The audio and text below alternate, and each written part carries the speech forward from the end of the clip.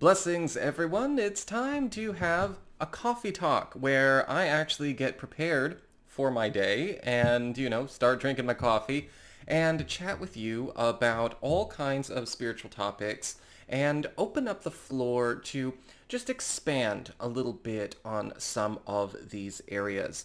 Now, a lot of what we're going to talk about in these talks are basically overviews, allowing you to get more familiar with the subject matter, but I'm going to be coming at it from a bit more of a sophomore level. If you haven't noticed when it comes to my content, it's not necessarily easy for me to just jump in and start at the ground level all the time. And so this video, we're talking all about spirit communication, communicating with spirits, and I do think that this will be helpful for people who are beginners and for people who are more intermediate to advanced, because we're going to be talking about a lot of things that don't necessarily get covered in a lot of content on the subject of spirit communication. In particular, we're going to be talking about how to know if you're having the communication at all, some advice I have regarding safety and discernment, and how to actually have the best spirit communication experience possible. We will be coming back to this topic several times, I would imagine, because I'm very eager to read your comments and questions in the down bar below. And it's such a big topic. I could create a whole other channel dedicated to this. But I figure, you know what? I think a coffee talk is a good way to start. Now, if you have already experienced spirit communication in some kind of way, maybe you have a latent medium ability and it has started to activate at certain times of your life, or it's starting to turn on now, which is happening for a lot of people, or you have had experiences where you feel you have been getting messages from either guides or departed loved ones, visitations, or maybe you have been getting messages from, say, your higher self, or messages from another person's guide or another person's divine team around them. It can be a little bit confusing to know if this is something that you are really getting that is a message from spirit, or something that is maybe just going on in your head. In the moment, how do I know this is a message versus maybe being something that I'm just kind of cooking up with my own thoughts? There are a couple of ways one can do a bit of a self-check, right? Because we don't want to just believe everything that's happening and just let our heads run away with us. But also at the same time, we don't want to dismiss something that could be coming through that is actually very significant, very special, and maybe very important. One of the things that I always check in with when it comes to my own messages is, where am I getting the message? And I actually use a bit of an anatomical map. And that actually can help you also understand what is going on with your own energy centers, because different messages, different thoughts, and different energies interact with different parts of our body, and our energy fields actually express our communications through different energy centers in our body, in our aura. And so when you are maybe going, look, is this something that I'm thinking of? Is this my ego? Or is this a genuine spiritual communication? This is going to help you out. If you are getting a lot of what feels like clairaudient messages, right? It feels like we're actually having a conversation. Well, when you are actually having a spiritual communication and you are interacting with a non-physical being, or maybe having a telepathic or non-physical, non-verbal communication with another person, you're actually going to be receiving those messages and those energies in this region between the ears all the way down to the heart. And so it's important to know how to kind of set your focus. And when you're getting this information, really tune in, listen in. Where is this message coming from? Our energy centers for communication are in the throat, in the heart, and of course those rule everything between our ears, our throat, and our heart. And this is how we actually engage, especially when it comes to clairaudience. The third eye is about sending and receiving visions, receiving and sending energy that is visual information on a multidimensional level. So you're not really going to be hearing messages or hearing guidance through the third eye.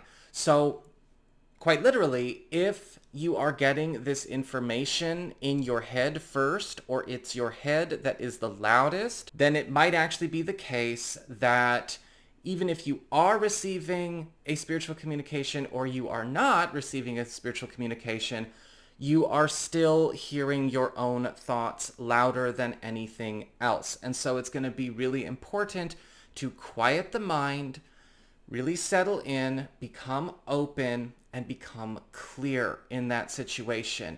Because if you are having your own thoughts go and dictate the narrative of what is going on, then it's not likely you are actually listening, right? It's kind of like when our own inner monologue is not making us an active listener with other people.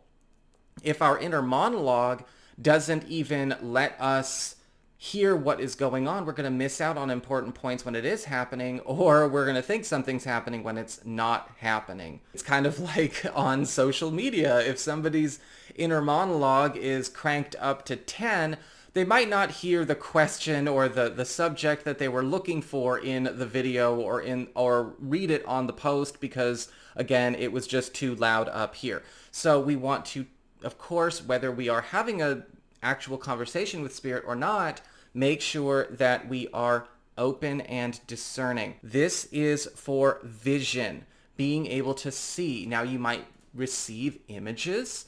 You might receive pictures of scenes, pictures of people, images of the being that you are interacting with. I do want to remind you to trust when you are receiving those visions, because it takes a long time for that to suddenly integrate with what is going on with what you see with the naked eye. So if your inner vision is perceiving something, you want to make sure that you can trust that until it becomes more clear, more real, more plain, because it will get more and more refined. Our heart is also able to send and receive spiritual communications in the same way that our ears, our throat, and our third eye can. Our heart center can do it all.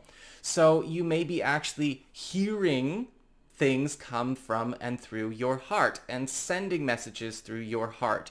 You may be seeing things through your heart. Now, of course, as with all spiritual practice, the key word is practice, and there really isn't an optimal way to speed up the process in a way that is sustainable. There are techniques and there are ways that people, have made some lifestyle choices to be able to give themselves little power moments.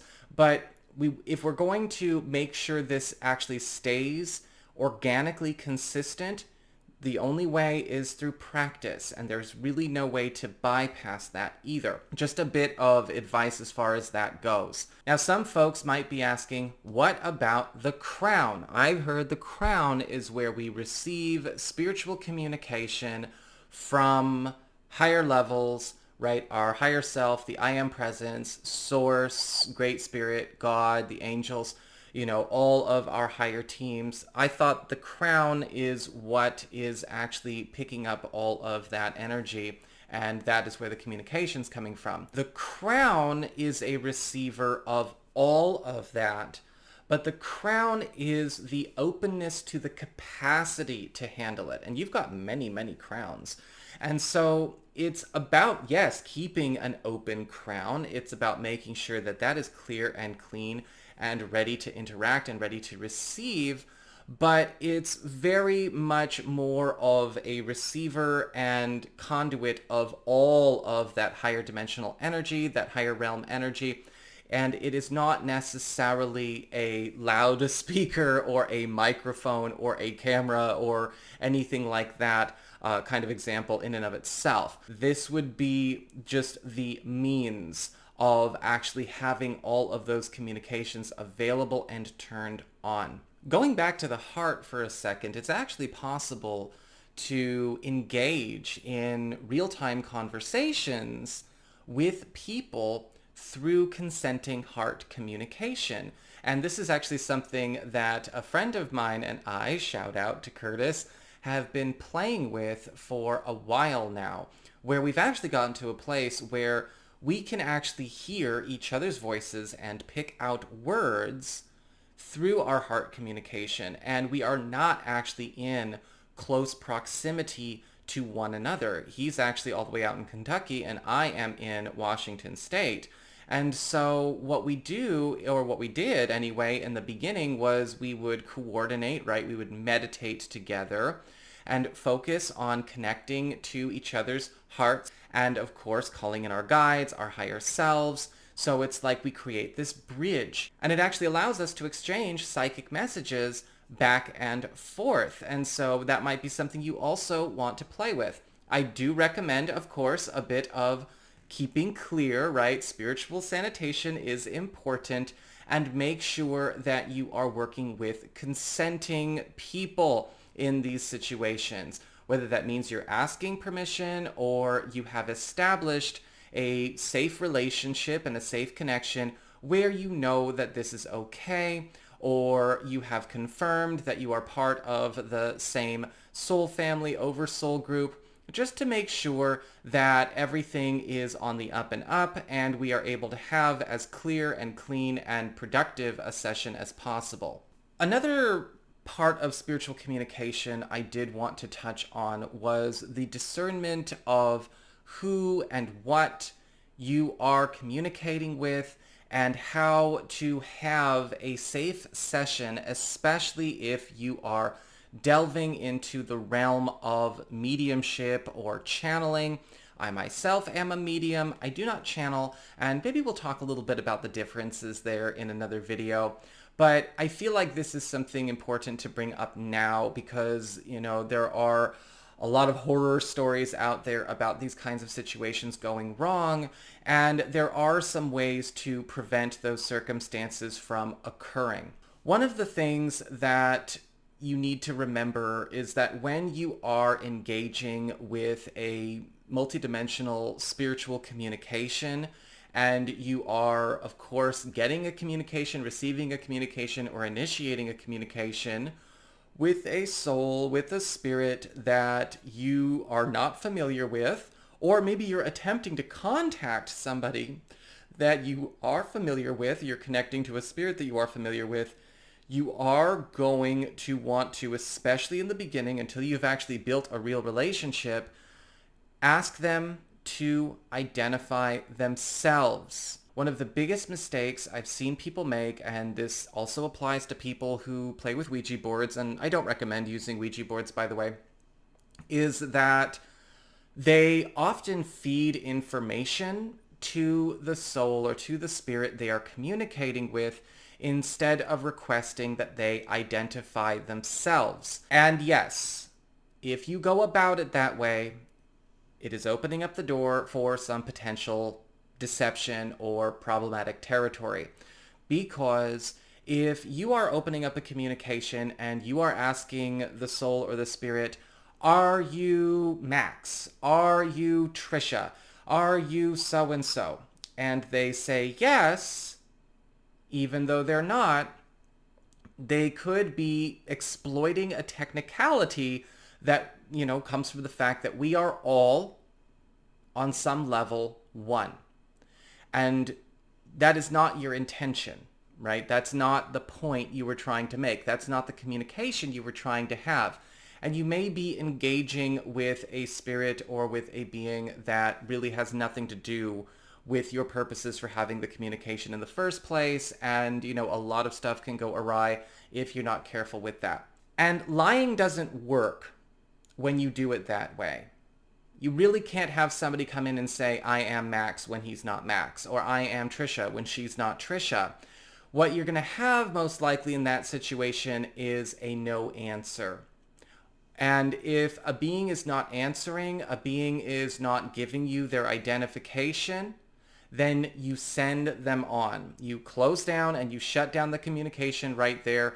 Not necessary, not important, clearly wrong number, wrong encounter, not necessarily the situation you want to keep going on.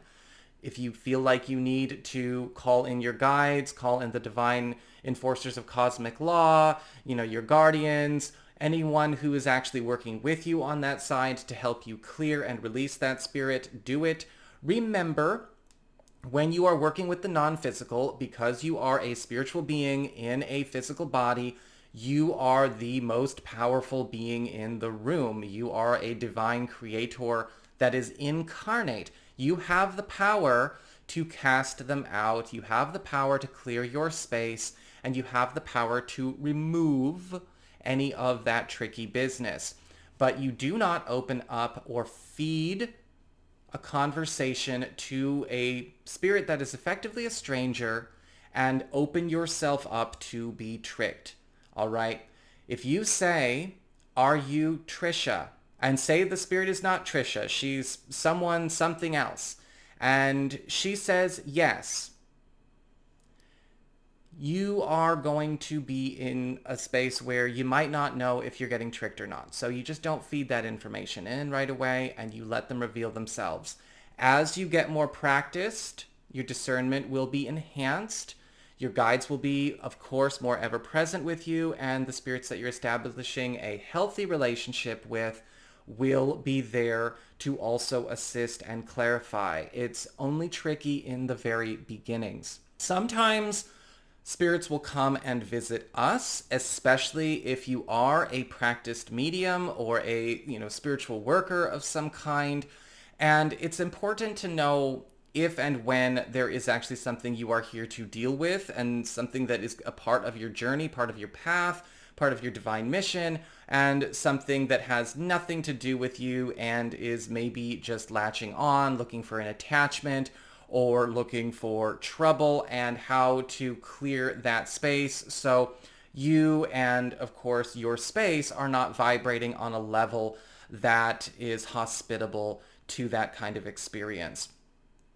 If you have a visitation, you're going to feel very energized, regardless of the nature or the subject you're going to be talking about. Because when you are working with a spirit that is clean and bright and already in their higher aspects, that's where you're going to start to notice you're waking up. You are feeling the room shift around their presence. They are walking into a space that is actually dissipating any density, any negativity, and the communication is very clear, very free-flowing. If you are feeling something that is low, something that is draining, something that is filling you with a sense of dread, or something that seems to be bringing down the energy of the room, it's creating a disturbance, then you're going to want to call in, of course, your guides, your higher self, your higher levels. If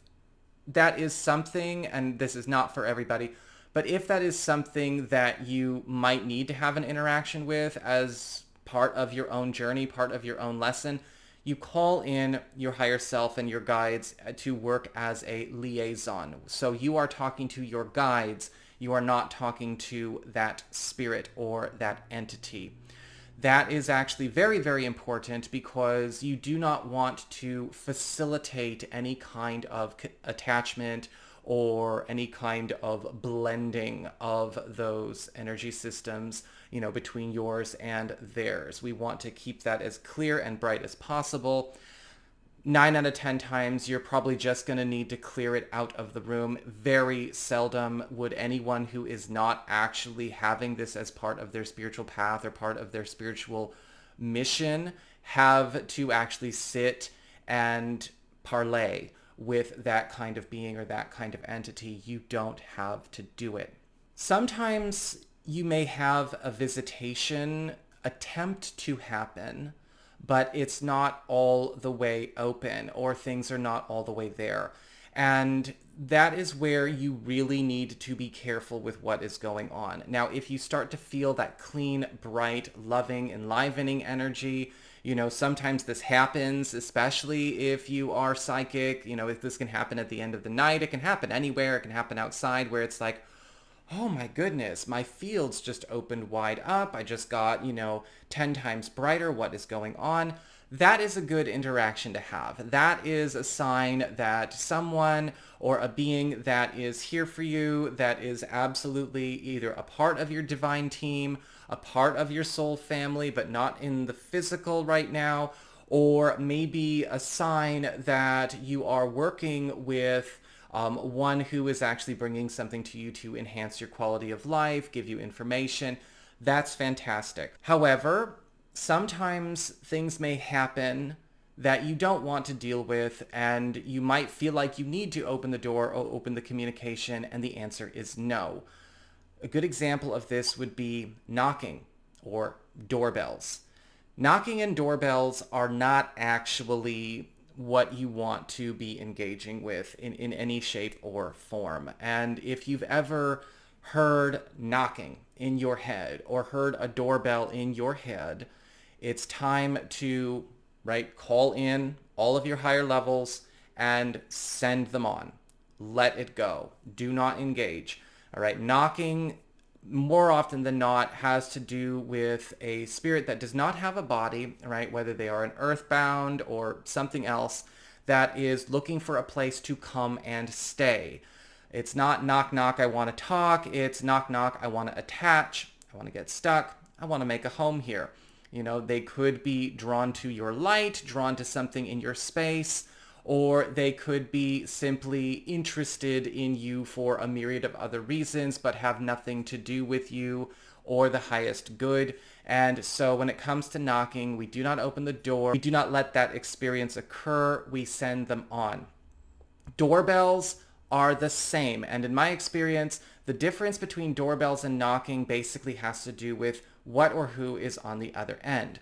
Knocking, in my experience, has been all about those that do not have a body. Now we're talking about, again, earthbounds or potentially shadow people or malignant thought forms or old servitors or anything to do that with, again, that lower fourth dimensional experience. Anything that ultimately has nothing to do with your spiritual growth and could be even parasitic or confused or lost or even predatory. Doorbells pretty much are an indicator of the same experience, except instead of coming from a being that does not have a body, it's most likely coming from a being that does have a body. So now we're talking about a person. We are talking about a being with a human body that is alive, attempting to do the same thing. That I just want to talk, let me in, trying to establish an attachment, trying to get stuck in your field, trying to do any of that kind of stuff for whatever reason, bombardments of mental messages, trying to get attention, trying to extract energy, or insinuate themselves into your energy field, your space, or your path, or drag you into theirs. And when you hear a knock knock or you hear a doorbell, nothing has happened yet. Say no and send them on. And that is something that also needs to be cut off and cleared. And you can do that, of course, with a number of different ways. If you want to light a candle, I've got a video all about how to charge and bless anything. And in that video, I actually teach people how to charge and bless a candle for purity and protection of their space and their home. So you might want to check that out. But regardless of whether or not it's knocking or a doorbell, remember, don't get scared of it when it shows up. Realize that nothing has happened yet, and you are in charge of your space, and you have every right to hold your space how you want to hold your space, and you don't need to be intimidated. You don't need to react. You just send it on. In the last segment of this chat, I wanted to talk about the importance of acknowledging your experience, fleshing them out, and trusting the process.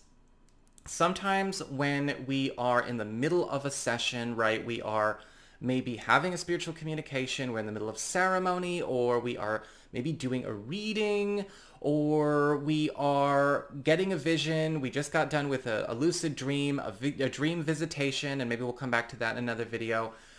We need to be able to flesh it out, and we can't do it all in the moment we are receiving the communication. It's important to acknowledge the messages you're getting, to keep the channel open to your guides, to your higher levels, right? Your higher self, your multidimensional self, the I am presence, oversoul, Godhead, all the way back up to source. All of that, to keep that open, you acknowledge it. Because when you acknowledge it on the physical and you lean in on the physical, you are going to get more and more clarity. And that validation and that confirmation will come.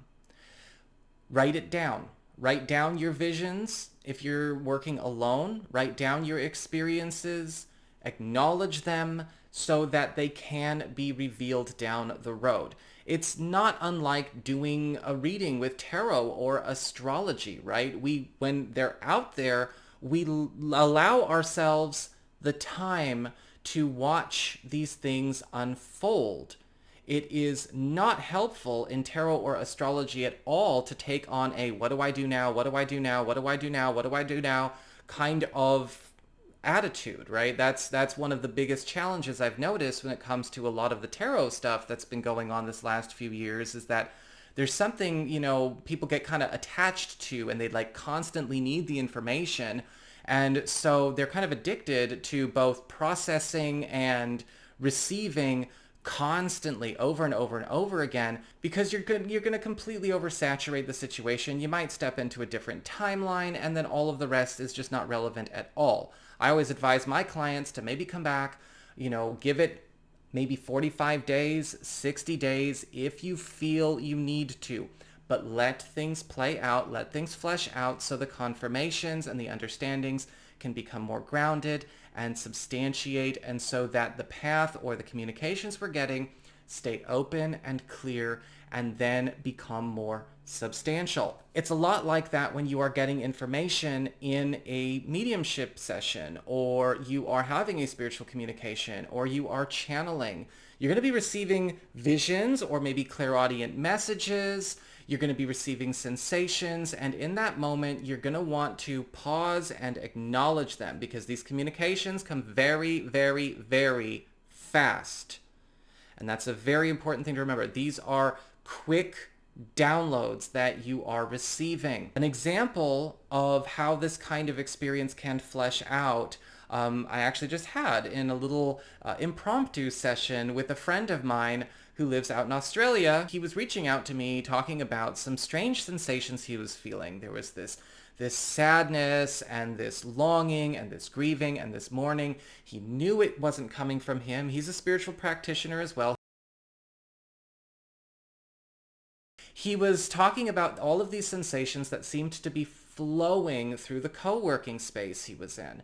And what I did, I was like, you know what, I'm going to look into this. We're going to get the heart communication on, and we're going to read into the situation and see what's going on. So I, got into a meditative state. I connected my heart to him and where he was, and he and I have trippy experiences. We've accidentally, astral projected into each other's spaces before. Even one time during a live I did here, I had a vision of being in his office in his house. Anyway, I projected over there, and I was feeling around, seeing what was going on. And then I started downloading all of these images, and they seemed to have nothing to do with one another. They didn't make any sense. But I was getting these images of a front garden, and then a yellow toy, like a children's toy, that was not very clear in terms of what it was. I couldn't really make it out. The shape almost looked like a yellow water pistol, like a yellow squirt gun or something like that. And in the messages I was getting, there was some stuff for him that were, I think, synchronically supposed to show up to him through the experience he was receiving, but this energy was just so strong and so potent, and he is an empath. And I told him all of this. I'm like, I have no idea why I'm getting these messages, but this is what's happening. This is what's going on here. I'm seeing this, I'm seeing this, I'm seeing this. So about an hour later, he reached out and confirmed. He's like, look, all of this energy seems to be coming from this child who was in childcare for the first time in this co-working space. He was having very bad separation anxiety, was not having a good time, wanted to go home, and his mother actually produced from her belongings, because she was the one working in that space, this yellow bath toy that was apparently, pretty significant to him.